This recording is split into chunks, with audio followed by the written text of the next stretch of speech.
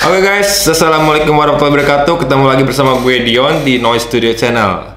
Oke, kali ini gue bakalan ngebahas apa itu tentang CMYK, bagaimana cara sablonnya, dan bagaimana cara pecah warnanya. Karena kalau perlu kalian ketahui, CMYK itu hanya terdiri dari 4 warna, yaitu adalah cyan, magenta, yellow, dan black.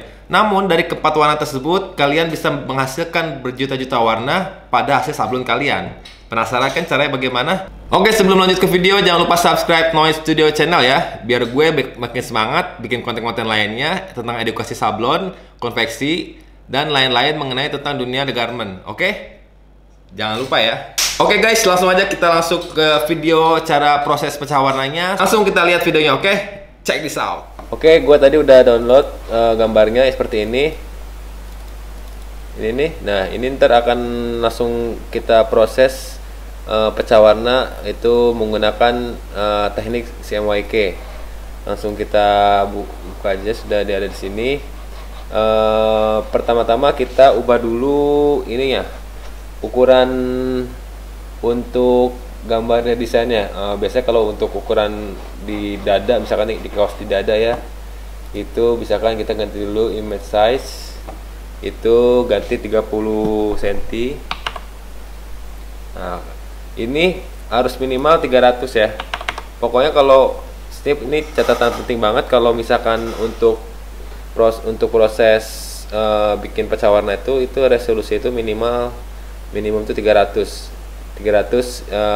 dpi ya, pixel per inch, bukan pixel per senti ya, per inch gini nih. Nah, minimal segini. Nah, ini kan 30 tuh hitungannya jatuhnya A3 ya. Oke, setelah diubah itu klik OK. Nah, kemudian seperti ini hasilnya ya. Terus kalau dilihat ada channel sini, channelnya kan masih ini formatnya masih RGB. Kita ubah dulu formatnya ke image mode menjadi CMYK color. Nah, seperti ini. Nah, kalau udah kayak gini caranya gampang banget. Pertama klik ini untuk tambahin layer, kemudian di invert, kemudian di ini kain ya, ketik kain ini spot color, misalkan ini kain putih, ininya 100 karena ini kain. Oke, terus yang kedua itu kita ambil cyan. Nah, kita ambil cyan di sini, kemudian kita tarik ke sini. Nah, kemudian cyannya ini kita klik 2 kali, kita ubah ya spot color, kemudian ini ubah di sini ini cyannya 100, magentanya 0, 0, 0. Nah, seperti ini. Yap. Nah, ini oke cyan, oke ya, solidity-nya ya 10%. Seperti ini, karena itu kan tintanya transparan banget ya kalau CMYK itu. Ini klik OK, kemudian magenta ulangi seperti tadi, ditambah sini, kemudian diklik 2 kali di spot color, ganti warnanya karena ini magenta, cyannya 0, kemudian ininya ganti menjadi 100, yellownya 0, blacknya 0 ya. Oke, seperti ini. Oke, lagi kemudian yellow. Nah, yellow ini kita ubah lagi ke sini, kemudian seperti cara tadi lagi, ini cyannya 0, magentanya 0, yellownya 100, blacknya 0. Oke, terus kemudian oke, kemudian terakhir itu black, kita ubah lagi seperti ini, ininya 0 semua, 0, ini 0, blacknya 100. Nah, ini 10 juga ya. Nah, apa namanya, untuk pertama sebelumnya itu harusnya tadi ya ini diduplikat dulu untuk kita, biar kita bisa lihat ini, bisa lihat apa namanya perbedaannya. Diduplikat, anggap aja nih Sasa, saya biasa tuh Sasa biar gampang aja sih sebenarnya. Kemudian Windows, terus range nya kita bikin vertikal seperti ini buat dibedain. Nah, seperti itu. Nah, ini file ininya, ini file asli, warna asli, ini file yang akan dibikin ya. Nah, kita lihat ini, kita klik sini, terus kita lihat channelnya, kita hilangin ini ya, just. Nah, kira-kira ada yang ini gak, ada yang beda gak sama file aslinya? Nah, biasanya kalau misalkan ada yang berbeda seperti ini, kita coba diputar-putar nih, diganti-ganti. Coba kita yellownya kita ke atasin, terus kita pakai format YMCK ya, bukan CMYK jadinya, YMCK. Nah, bisa kelihatan kan hasilnya. Jadi umumnya tuh biasanya tuh walaupun ininya CMYK, tapi settingannya tuh biasanya tuh dimulai dari yellow, magenta, cyan, black. Umumnya seperti itu, seperti ini nih hasilnya nih. Nah, ya kan udah pas banget ininya. Nah, kalau udah, yang file ininya kita hapus saja. Nah, kemudian setelah itu kita tinggal buat rasternya. Nah, cara buat rasternya itu mudah seperti kemarin, cuman ini ada angle-nya tuh beda-beda ya. Ini kita di delete dulu. Nah, seperti ini. Nah, oh ya, terus bagaimana kalau misalkan untuk di kaos, misalkan kainnya itu warna hijau. Nah, warna hijau ini, ya kan?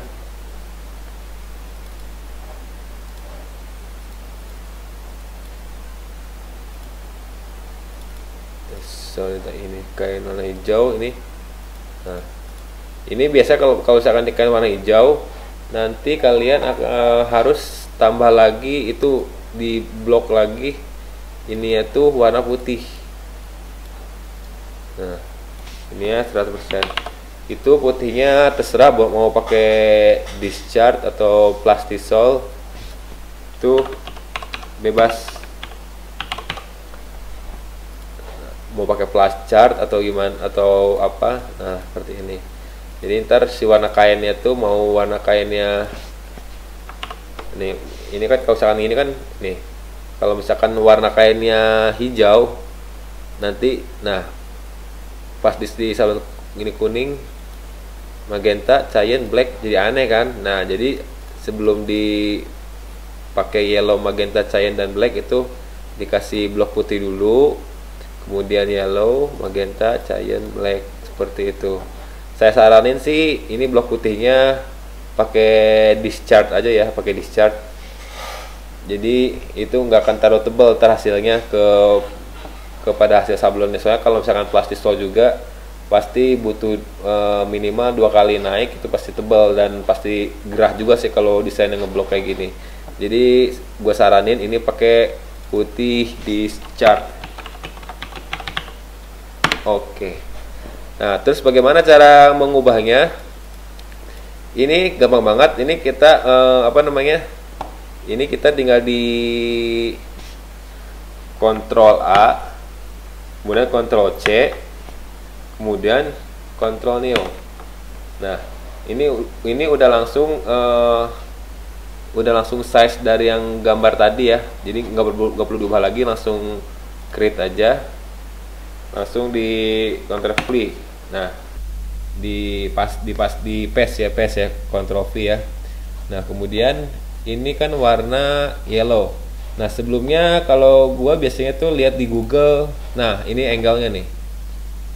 Seperti ini nih. Magenta tuh biasanya 75 derajat, 45 ini derajat, cyan 15 derajat, yellow tuh 0 derajat. Nah, tadi kita yellow ya, yellow langsung kita jadi image mode bitmap. Oke, ini 300 tetap, kecuali kalau tadi pas di awal itu 600. Jadi output ini ikutin dari yang awal tadi di sini. Oke, kemudian 0. Oke, sip. Kalau udah kayak gini di image mode di grayscale, ininya size ratio 1. Oke, kemudian Ctrl A Ctrl C lagi, kemudian paste ya, gitu. Nah kemudian klik ini magenta. Ini kalau dilihat di sini nih sudah jadi raster nih ya. Nah kemudian magentanya kita ubah jadi raster lagi. Ctrl A Ctrl C lagi, kemudian diubah ke sini, Ctrl V. Kita lihat di sini magentanya itu berapa? 75 derajat. Langsung saja di sini image mode bitmap. Oke. Ininya 75, ini 50, ini 75 derajat. Oke. Nah, setelah itu kemudian klik image lagi, mode grayscale, size ratio-nya 1. Oke. Kemudian Ctrl A Ctrl C lagi, kemudian balik ke file tadi, kemudian Ctrl V. Nah, lihat sudah jadi kan, tuh sudah magenta juga sudah jadi ini. Sudah jadi raster. Kemudian cyan seperti tadi sama, Ctrl A Ctrl C, box ini kebalik klik awal, Ctrl V, terus kemudian image mode bitmap, flatten layers, terus oke. Nah kita lihat ininya berapa. Kalau misalkan cyan itu 15, ininya ubah menjadi 15. Oke. Nah kemudian image mode grayscale lagi, nah seperti ini. Oke. Kemudian Ctrl A Ctrl C dan Ctrl V di sini lagi. Nah, lihat ya, ini seperti ini. Nah, terus kemudian hitam. Nah terakhir hitam itu kita sama aja kayak tadi, Ctrl A Ctrl C, terus kemudian di sini Ctrl V, kemudian image mode bitmap. Oke. 300. Oke. Kita lihat di sini kalau black berapa? Black 45. Nah, di sini kita ubah 45. Oke. Kemudian image mode grayscale 1. Oke. Ctrl A Ctrl C, kemudian Ctrl V lagi. Nah, sudah jadi seperti itu ya. Kalau dari dekat mungkin seperti kelihatan ini ya, mau ini ya. Nah, sebenarnya kalau di pilihan di Google itu ada banyak seperti ini, kalian bisa sesuaiin aja kalian lebih suka mana. Kalau saya sih lebih suka yang ini ya, yang ini, yang 7545 0. Saya kalau dilihat ini seperti bagus gitu ininya, polanya, moirnya seperti itu tuh ya. Oke, sip. Sampai di sini dulu. Jika ada pertanyaan mungkin bisa langsung nanti di kolom komentar. Oke, thank you. Gimana? Udah jelas belum? Itu tadi adalah proses bagaimana cara pecah warna film untuk sablon CMYK. Mudah kan? Kalau kalian praktekkan dalam waktu 5-10 menit juga pasti udah bisa kok. Apabila kalian ada yang ingin ditanyakan, silahkan komen di kolom komentar. Itu pasti bakalan gue jawab semampu gue. Dan pasti kalau kalian ingin sharing-sharing juga, ingin bertanya masalah mengenai sablon, tentang apapun itu di dunia sablon dan konveksi, silahkan komen di bawah ini. Dan sekali lagi jangan lupa subscribe dan klik tombol lonceng biar gue semakin semangat bikin konten-konten lainnya. Oke? Thank you guys.